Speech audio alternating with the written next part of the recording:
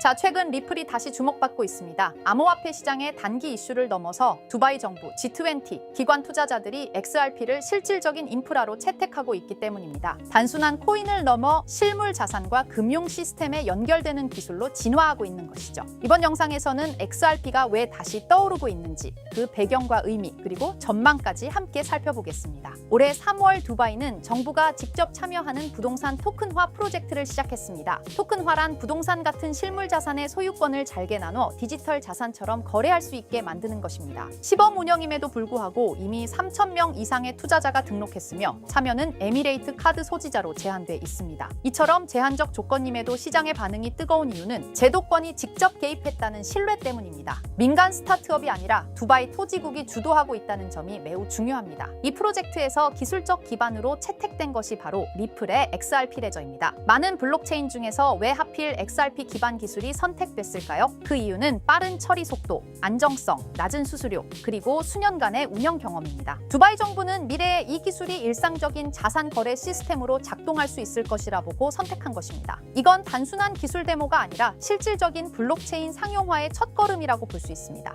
그렇다면 XRP 레저는 다른 블록체인들과 어떻게 다를까요? 이더리움은 다양한 기능이 가능하지만 속도와 수수료에서 기관용 시스템으론 한계가 있습니다. 솔라나는 속도는 빠르지만 네트워크가 멈춘 이력이 있어 안정성에 대한 우려가 있습니다. 반면 XRP 레저는 10년 넘게 중단 없는 안정성, 1초 이내의 거래 처리, 극히 낮은 수수료를 자랑합니다. 기관들이 실제 업무에 쓸 기술로 선택할 때 이런 안정성과 실적이 매우 중요하게 작용합니다. 최근 미국의 패스터 페이먼트 위원회는 리플의 결제 시스템을 G20 국가들의 국제 결제 개혁 수단 중 하나로 언급했습니다. G20는 2030년까지 전체 결제의 75%를 1시간 안에 처리하고 평균 수수료를 1% 이하로 낮추겠다는 목표를 갖고 있습니다. 기존 스위프트 같은 은행망으로는 이 목표가 어렵기 때문에 새로운 기술 대안이 필요한 상황입니다. 이런 맥락에서 리플과 XRP가 속도와 비용 측면에서 유일한 현실적 후보로 평가받고 있는 것입니다. 리플이 채택되었다가 아니라 리플이 유력한 기술 후보로 공식 문서에 올랐다는 사실 자체가 매우 중요합니다. XRP는 아직 실험적인 기술이 아니라 이미 전 세계에서 실제 사용되고 있는 인프라입니다. 리플의 온디맨드 유동성은 일본, 필리핀, 멕시코 등에서 송금 인프라로 실사용 중이며 UAE는 XRP를 무역금융 결제 파트너로 공식 지정했습니다. 이건 그냥 가능성이 있는 기술이 아니라 지금 작동하고 있는 기술이라는 뜻입니다. 이런 사례들이 쌓일수록 XRP는 암호화폐라기보다는 금융기술로 인식되기 시작합니다. 최근 XRP는 미국 나스닥의 선물 ETF로 상장되며 제도권 진입에 큰 발을 내딛었습니다. ETF는 일반인보다도 연기금, 보험사, 자산운용사 같은 기관 투자자들이 접근할 수 있는 수단입니다. 이건 단순히 시장의 분위기가 아니라 진짜 자금이 들어오기 시작한다는 신호입니다. ETF의 등장은 XRP가 투자 자산으로서 공식화되고 있다는 증거이기도 하죠. 이제는 불확실한 자산이 아니라 제도권에서 접근 가능한 자산으로 분류되는 흐름입니다. ETF 중에서도 더 큰 의미를 갖는 것은 바로 현물 ETF입니다. 최근 예측 시장 플랫폼은 XRP 현물 ETF 승인 확률을 83%까지 상향 조정했으며 비트와이즈, 코인쉐어스, 그레이스케일 등 여러 운용사들이 신청서를 제출한 상태입니다. SEC는 아직 결정을 미루고 있지만 이는 ETF 승인 직전까지 자주 있는 절차이기도 합니다. 비트코인 ETF도 수차례 미뤄졌던 걸 떠올리면 XRP도 머지않아 가능성이 현실화될 수 있습니다. 일부 분석가는 XRP가 60일 내에 1700%까지 상승할 수 있다고 합니다. 물론 과거 2017년 급등 패턴을 따졌을 때의 이야기입니다. 하지만 투자자는 현실적인 시각이 중요합니다. 기관 채택, ETF 확산, 결제 시스템 활용 등은 단기간 폭등보다는 꾸준한 상승 흐름을 만들 수 있습니다. 장기 보유 전략이 필요한 이유도 여기에 있습니다. 그렇다면 일반 투자자 입장에서는 무엇을 중심으로 판단해야 할까요? 지금 XRP는 단순한 차트나 테마주가 아니라 정책과 제도, 실사용 사례 중심의 자산으로 변하고 있습니다. 따라서 단기 이슈보다도 기관 수요, 정부 채택 흐름, 기술 적용 범위를 보는 것이 더 중요합니다.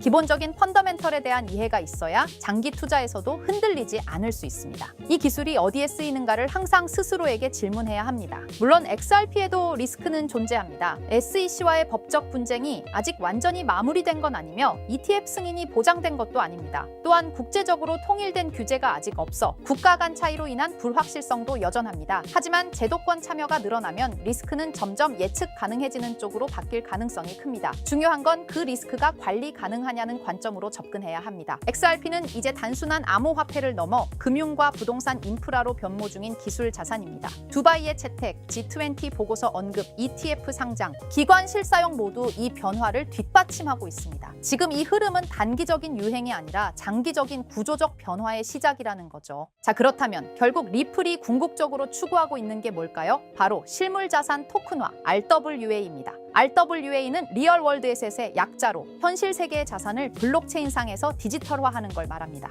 예를 들어 부동산, 국채, 회사채, 주식, 금 같은 자산을 블록체인에서 토큰의 형태로 거래할 수 있게 만드는 기술이에요. 이건 단순히 디지털화가 아니라 유동성과 접근성, 거래 속도를 혁신적으로 개선하는 방식입니다. 리플은 이런 변화가 향후 금융의 중심이 될 거라 보고 자사의 기술 기반인 XRP 레저를 통해 이 RWA 시장에서 핵심 인프라 역할을 하겠다는 전략을 세우고 있습니다. 실제로 리플의 개발 조직 리플엑스는 최근 RWA의 블록체인 전환이 가속화되고 있다며 XRP 레저가 기관용 플랫폼으로 자리 잡고 있다고 공식 채널을 통해 발표했습니다. 그리고 그 연장선상에서 리플은 스테이블 코인 RLUSD를 내놓았죠. 단순한 스테이블 코인이 아니라 RWA 시대를 위한 결제 인프라로서 설계된 것입니다. 그렇다면 이 RWA 시장은 앞으로 얼마나 커질까요? 많은 글로벌 금융기관과 컨설팅 회사들이 RWA 시장이 2030년까지 최소 10조 달러 이상에 이를 것으로 전망하고 있어요. 특히 가트너, 보스턴 컨설팅 그룹 등은 이 시장이 향후 블록체인 산업 내에서 가장 큰 성장 동력이 될 것이라고 평가했습니다. 단순히 토큰을 발행하는 수준을 넘어 실제로 글로벌 자산의 흐름을 블록체인 위에서 운용하는 시스템으로 변하고 있다는 거죠. 전통 금융기관들도 참여하고 있고 RWA 전문 스타트업에 벤처 캐피털 자금이 몰리는 추세입니다. 왜냐하면 이 구조는 기존 금융을 대체하는 게 아니라 보완하고 효율화할 수 있기 때문이에요. 그래서 리플을 포함한 여러 기업들이 지금 이 시장에 선점하려고 하는 겁니다. 지금 시작되는 이 흐름이 향후 10년간 블록체인과 금융을 통합하는 핵심 축이 될 가능성이 높습니다. RWA가 이렇게 시장에서 주목받고 있는 이유는 생각보다 명확합니다. 첫째, 기존 금융 시스템이 너무 느리고 복잡해요. 부동산을 사고 팔거나 국채를 거래하거나 펀드를 운용하려면 수많은 중간 단계가 필요하죠. 그런데 RWA는 이런 과정들을 스마트 계약으로 간소화할 수 있습니다. 둘째, 투자자 입장에선 24시간 거래, 글로벌 접근성, 수수료 절감 같은 실질적인 이점을 체감할 수 있죠. 셋째, 금융 자산을 조각내어 토큰화할 수 있기 때문에 기존에는 투자하지 못했던 고가 자산에도 소액으로 투자할 수 있는 길이 열립니다. 이 모든 게 자산의 민주화라고도 불리고 있어요. 그래서 지금 이 흐름은 단순한 디지털 전환이 아니라 금융 시스템 자체의 구조 개혁이라는 평가를 받고 있는 겁니다. 자, 이런 RWA 흐름을 정부와 제도권은 어떻게 보고 있을까요? 의외일 수 있지만 긍정적인 반응과 제도화 움직임이 꽤 활발합니다. 미국 SEC와 통화감독청 OCC는 RWA 자산의 회계 기준과 법적 정의를 정립 중이고 일부 국채는 이미 디지털 자산 형태로 유통되기 시작했어요. 싱가포르와 홍콩, 영국은 RWA 관련 샌드박스 프로그램을 통해 실험적 거래 환경을 지원하고 있고요. 특히 중요한 건 중앙은행들조차 이 시장을 탐색 중이라는 점입니다. CBDC와 RWA를 연계하는 테스트가 실제로 진행되고 있어요. 이는 곧 블록체인 기술이 법정화폐, 정부자산, 공공채권까지 연결되는 구조로 진화하고 있다는 걸 뜻합니다. RWA는 단순히 민간의 시도에 그치지 않고 국가와 제도권이 인정하는 기술 인프라로 성장 중입니다. 이론만이 아니라 실제로 미국 국채가 블록체인에 올라간 사례도 있습니다. 바로 리플의 XRP 레저를 통해 진행된 건데요. 미국 재무부가 발행한 국채를 실물자산으로 삼아 이를 토큰화한 구조가 구현된 겁니다. 이걸 통해 기관 투자자들은 XRP 레저 위에서 미국 국채를 보유, 거래, 유통할 수 있게 되었어요.